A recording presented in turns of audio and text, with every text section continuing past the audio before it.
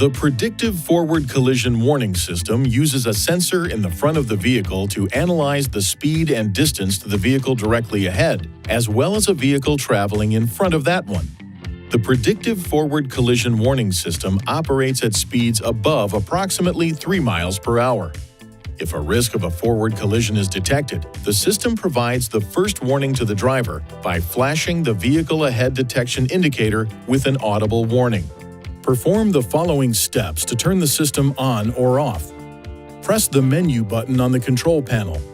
Touch Driver Assistance. Emergency Assist. Then, Emergency Braking to toggle the system on or off. The PFCW system is integrated into the Forward Emergency Braking System. There is not a separate selection in the touchscreen display for the PFCW system. When the FEB system is turned off, the PFCW system is also turned off.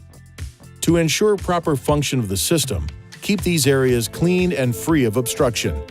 If any of these areas are blocked, this indicator and/or this warning message may be displayed. The indicator will flash when only the camera is blocked.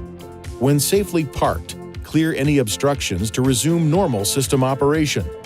If the problem persists after clearing any obstructions, it is recommended you visit an INFINITI retailer for service.